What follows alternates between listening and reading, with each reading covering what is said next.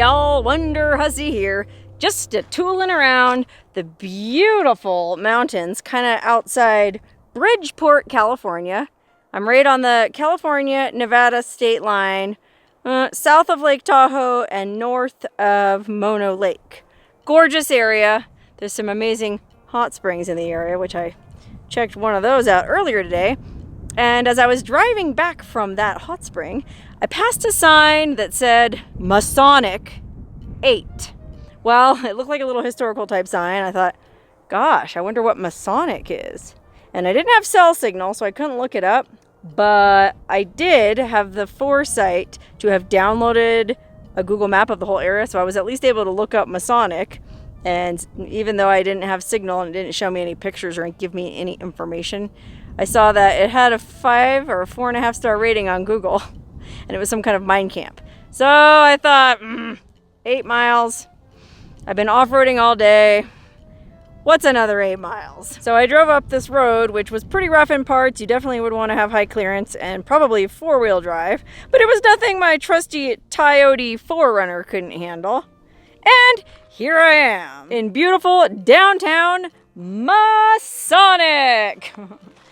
Actually, I don't think there's very much left to this mine camp. I did a little scout around before I started shooting the video just to see what I had to work with. And well, it looks like mostly it's a bunch of crumbled old ruins, but there are some pretty substantial ruins and some pretty interesting information. So I thought, well, I'm up here anyways. When am I going to be back here again? Might as well make a video. Especially since I know there's a pretty good spot to camp farther down Masonic Road. I camped there last night, actually, right above the Bridgeport Reservoir, which you're not allowed to camp at the reservoir. But if you just go up Masonic Road, which is right across from the reservoir, like a mile or two, there's some primo campsites with 4G cell signal. Consider that my tip to you if you're into boondocking. But this far up Masonic Road, there's no cell signal at all. All we have here are these beautiful aspen trees, gorgeous aspen grove, and high sagebrush country. I think those are like pinyon pine trees. You know, the whole drive up to this point had been pretty much just scrubby sagebrush and scrubby short little pines. And then, you know, I came down into this valley with this amazing aspen grove and this meadow. Well, you can't see the meadow from here, but I'll show you in a minute. And golly, you can see why it was such a nice place for the people of Masonic to live. But of course, they weren't here for the view. They were here for the gold. You know, these little mining towns weren't just founded because people like nature. They were founded because of man's innate greed. Or I should say, man's need to support himself and his wife and children. So, fortunately, the good old clampers have been here and they put up an informational plaque. So even though I don't have cell signal, I was able to find out a little bit of information about this mine camp. Okay, the light is very challenging right now, so I don't know if you're going to be able to read any of this, but basically it says that the town of Masonic, gold was discovered here back in 1860, but it wasn't until 40 years later, 1900, that this guy Joseph Green staked the Rich Jump Up Joe mine. On the 4th of July, 1902, J.S. Phillips of Pittsburgh, with partners J.M. Bryan and Caleb Dorsey, made an exciting find and called it the Pittsburgh Liberty to honor a birthplace and a date. Makes sense? And then here, this describes, this explains how it came by its name. Fraternal background determined the name to be attached to this camp, which eventually evolved into 3 sections known as Lower, Middle, and Upper Town. Anyway, you can pause the video and read the whole sign if you want. But basically, the reason it's called Masonic is it was founded by Masons. Ooh, I'm not gonna lie. That was part of what piqued my interest. I thought, another mining camp, but one founded by Masons. That could be interesting. So we'll see if there's anything unusual. I mean, I don't know that they had a Masonic lodge all the way up here, but hey, who knows? Anyway, the rest of the sign just kind of talks about how they thought it was going to be one of the biggest mining camps in the West, but the gold was fickle. They found pockets of it here and there and exhausted them. And then Phillips, I guess one of the founders, J.S. Phillips, broken body was found at the bottom of a shaft. Was it a slip, or was treachery afoot that night? The ghosts of Masonic have many secrets. Plaque dedicated September 12, 1970 by the Bodie chapter of E. Clampus Vitus. That's right, we're kind of near-ish, I guess, the ghost town of Bodie. Real popular ghost town. It's a California state park and Gosh, I've gotten so many emails from people asking me to make a video at Bodie, and I did make a video there once, but I'll be honest, I didn't really like it there. First of all, it's too crowded. There's too many people everywhere. Secondly, I mean, yeah, it's amazing. Like, all the stuff is still in the buildings, but you can't go in the buildings. You just look through the windows. So, I don't know. It's not very hands-on, and Bodie is not a favorite ghost town of mine. But thanks to the Bodie clampers for putting that sign up. And by the way, if I sound a little salty when I say clampers, it's because I met some of them once and asked him how one became a member, because I go to so many places where they put signs up, and the guy was kind of a jerk about it. He goes, well, first of all, you have to have a penis. I think it's what he said, the way he said it. And I just thought, well, all right then. I guess I'll just stick to my quilting bee circle. But I'm sure there's plenty of cool clampers out there, so if you are a clamper, don't be offended. I still like ya. Okay, anyway, like I was saying, it doesn't look like there's, you know, too many ruins left standing here, but well, what did it say? The town tapped out around 1908, so really it was only here for like 6 years. And, well, this is kind of a cool building. I mean, if you think about it, like, they just came into these places to get rich quick. They weren't trying to build a fancy scene. So the fact that they even made this is pretty impressive. And the fact that it's still standing is pretty impressive. Okay, so I climbed up on this big old pile of rocks. Hi, Mom. Right next to that ruin, just so I could kind of get an overview of the site. You know, there's my rig, and there's the beautiful aspen grove, and then you can see over there there's some ruins, few cabins, and then there's a big mill over there that we'll go check out. But what's interesting to me is, even way up here, there's still, I mean, I'm assuming this is a pretty frequently visited mine camp, but there's still a lot of old metal tin cans and stuff down here. I mean, I guess nobody bothers to take, you know, this kind of stuff from a mine camp because, you know, what's the point? Like an old oil can or something. And, well, these old cans are pretty cool, but if you ask me, this can over here is much more interesting. Look at this. You know what this is? Well, first of all, you might not even be able to make it out, but it's an old Coors can, and it's from a very specific year. I didn't know this myself, and I found a can like this out in the desert once and posted a picture of it on Facebook, and boy howdy, there are people who know their cans, or at least people who've drunk a lot of beer in their day, and they filled me in that this design here with the 2 holes, I think it was only used for a pretty short period, and well, you can see that it's not like a normal pull tab, like the old-fashioned pull tabs, but it's not a real pop top either. I don't remember what they called this style, but you can see there it's actually still hanging on. I guess you just poked that in with your thumb, and then you were supposed to poke this in as well for ventilation or better flow. So I guess that was supposed to allow for a better pour. But apparently, well, this one is kind of an anomaly because when they punched it in, the tab didn't completely disconnect. But I guess typically what would happen is that little round metal disc would totally pop off and end up inside the beer, and then people would end up drinking it, and oh god, I hate to think what that does to your insides. Probably slice you up every which way to Sunday. So apparently, from what I was told, they discontinued this style of can after only about a year or so, maybe a couple years. I want to say it was like in the early 70s, maybe? I don't remember exactly, but if you remember drinking one of these bad boys, comment below. I actually almost feel like I should keep this because it is pretty intact, but realistically, what am I going to do with it? I think I'll just leave it here for the next person. Oh, and P.S. Since it's older than 50 years, right? Oh, wait. Early 70s? Oh, it's not quite 50 years old yet. So it's not protected by the Antiquities Act. I guess legally I could pick this up and consider it cleaning up litter. But I don't know. I do actually think it's kind of an interesting historical artifact. So I'm going to leave it here for the next person. Okay, walking along, you can see there's another ruin of an old log cabin or something. Not much left to it. No sense in wading through all that sagebrush to go look at it. That sign didn't say, and obviously I wasn't able to do any research to find out how many people actually lived in this town at its peak. So I don't know how many houses there were. I don't know if there was, I mean, I'm assuming there was at least a saloon, if not a brothel. I don't know what the nearest big town, well, Bodie, I guess. They would have gone down to Bodie if they really wanted to, you know, spend their paycheck, if you know what I mean. I mean, here's another collapsed cabin you can see right on the side of the road. we're not missing out much by not going to that other one. Just a pile of logs. You know, those things weren't exactly built to last. You know what I mean? Like, generally, they just went into these mine camps to gouge what they could from the earth and then get out. So that's why it's surprising that that stone building is, you know, still there so substantially, because, gosh, a lot of times they just stayed in tents. Okay, I just climbed up the hill from that collapsed cabin, and up here is another collapsed ruin. Unfortunately, the sun's right behind it.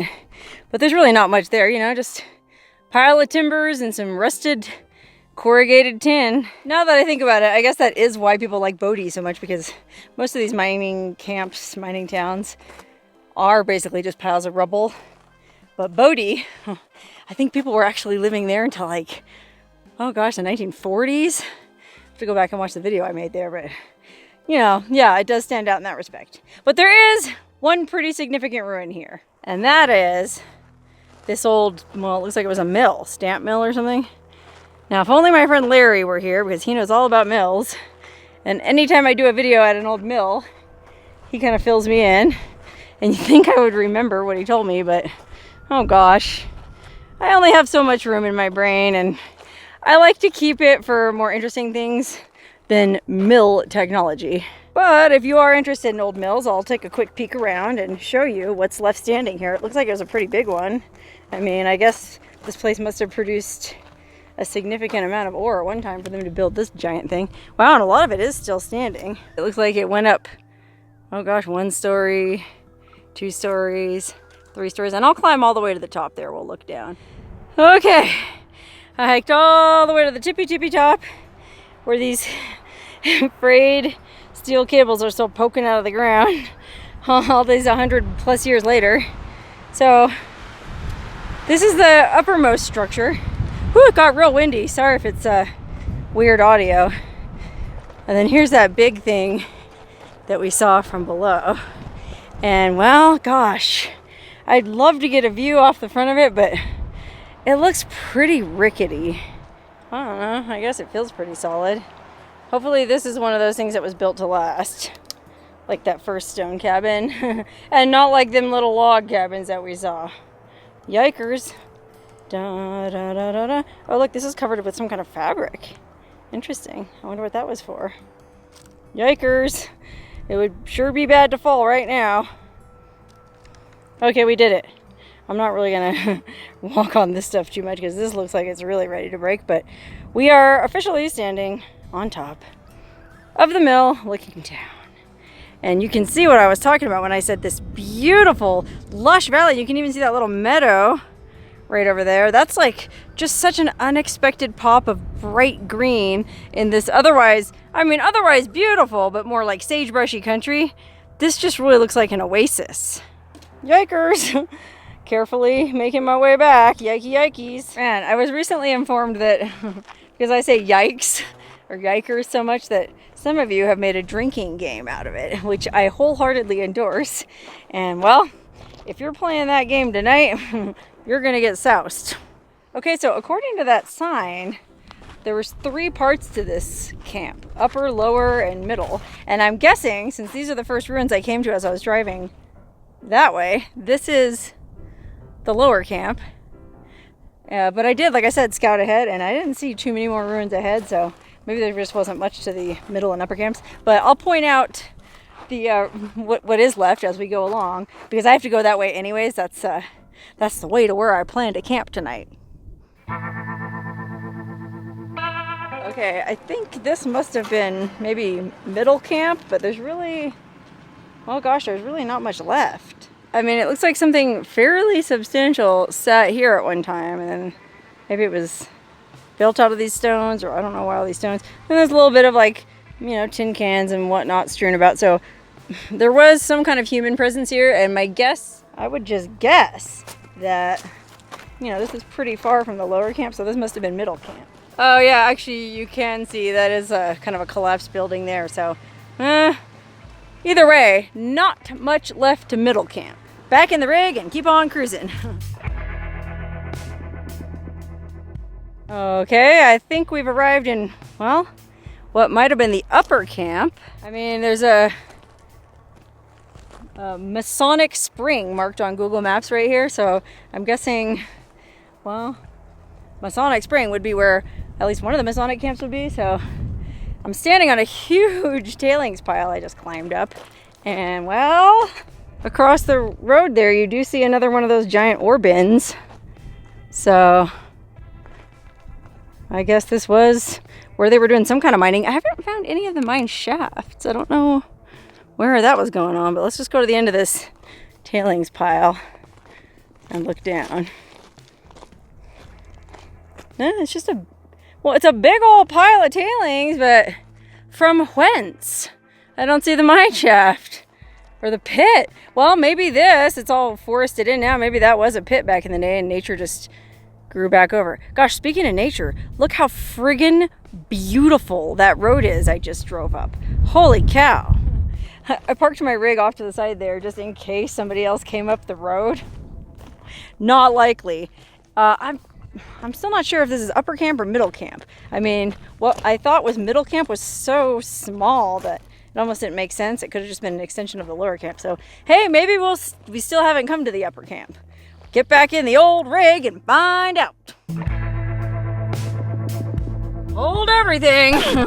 I don't know what this is, if this is part of Masonic, but it looks interesting. Okay, golly, this is at least 3, 4, 5 miles from where the map said Masonic was, so I don't know what this is, but we gotta poke around. Okay, so there's that big kind of barn looking building, and gosh, I don't know what any of this stuff is, but it looks like it's some mill site or something, I'm gonna guess. Okay, there is a collapsed house there next to where I parked my rig, and then this looks like maybe this is where they were doing all the mining, you know? Like, you know, I don't know, this was some old work shed where they did their work. Nothing left in it now. And this stuff is all pretty busted too. Creaking in the breeze. Wow. It's kind of spooky. Wow, but I mean, even though these are toasted remains, pretty extensive toasted remains. Look at this. Okay, wow, this concrete thing in the middle looks like it was, whoa, gotta be real careful because yikes, I'm not trying to press my luck like I did at that other, when I climbed up on that other thing. I don't know what's that on here, but there was some kind of pulley system. Oh wow, and then look over here. This corner is just full of fine white powdery dust. I wonder if this was like a filter or something. Wasn't doing its job. Ugh, I don't want to breathe too deeply in here. Wow, just completely collapsed. Yeah, that looks like it was some big work shed or something at one time. Now, of course, it's completely empty. Okay, I kind of got down in it just to see. Because there's this weird, like, oh God, I don't even know what you would call that in the middle. It looks like it maybe rotated at one time and stirred something. Gosh, the light is just terrible right now. I'm sorry. You might not even be able to tell what I'm talking about. But there's this big, well, if you look at the top, there's a gear on it. And it looks like it turned. There's these 4 arms coming out of it, like it stirred something. Oh, and then there's one over here too that's a little bit more intact. Look, has these like teeth on the arms. It's like it was some kind of stirring mechanism. Okay, this is the last building we haven't poked around, but before I go up in there, I happen to notice over here some poor shot up carcass of an old car. Here's one for my car, guys. What do you think this was? The light's real funky right now. I'll try to go around and give you a 360. The door handle, look at that, it's the chrome still shiny. Aww. Wow. Here's the bumper. Also still shiny. After years of neglect and abuse, and shop full of holes. Here's the other side.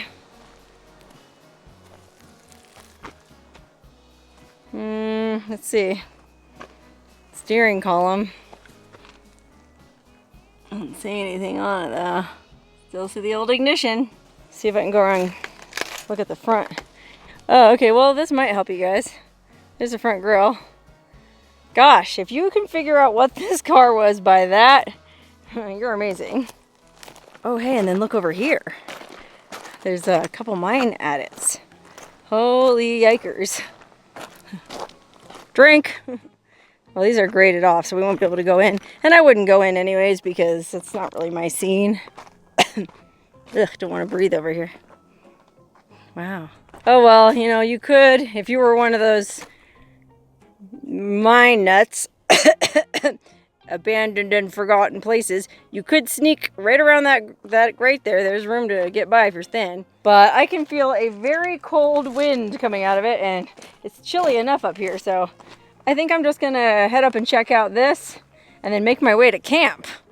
Okay, here's the last building we haven't checked out. It doesn't look like there's much in here, to be honest. But I'll just poke my nose in the interest of being thorough and in the interest of getting to walk up these rickety old stairs. Can't turn down an opportunity like that. Well, they feel solid. Yikes. This one's missing. This one's missing. Yikers, man. I sure hope these hold. Okay, we made it up. Looks like similar building to the other one. It's like a concrete stanchion in the middle, just like the other one. And then I guess ore would come sliding out of there, and maybe that's where they crushed it. The big stamp or something? Who knows? Oh gosh, look, there's even more stairs going all the way up. Oh man, gosh, I gotta draw the line somewhere. No, thank you, not today. I saw something that I think is maybe more interesting for everyone over here. And that is one more rusted, busted, shot up old car. What do you guys think this was? To me, this looks like it's out of the 30s or 40s, just the shape of the, oh gosh, what do you call that, the body? Beyond that, I would have no idea. Let's look around at the front. Oh, front's missing. Whoops. And quick look at the back. What do you guys figure it was? Any ideas? Okay, wow, I don't know if this is even part of Masonic or not, but gosh, these ruins would appear to date from a later era. Because, well, I mean, the cars, I guess, could have just been left there later, but I don't know. The buildings and everything just doesn't look as old as the stuff in Masonic was. So it might be completely unrelated. But if you're up in the area anyways, might as well check it out. Hey, now I guess I know why so many off-roaders passed my campsite last night heading up this way. I didn't realize there was... this was literally just a few miles from where I camped last night. Well, I'm glad I took the back road. I'm glad I decided to take that sign that was pointing to Masonic. And, well, I'm glad I still have enough daylight to go find my place to camp and make dinner because I am starving. All that exploring really works up an appetite. Anyway, hope you enjoyed this little trip around Masonic. Never know where I'll end up next, so stay tuned and see you next Wednesday.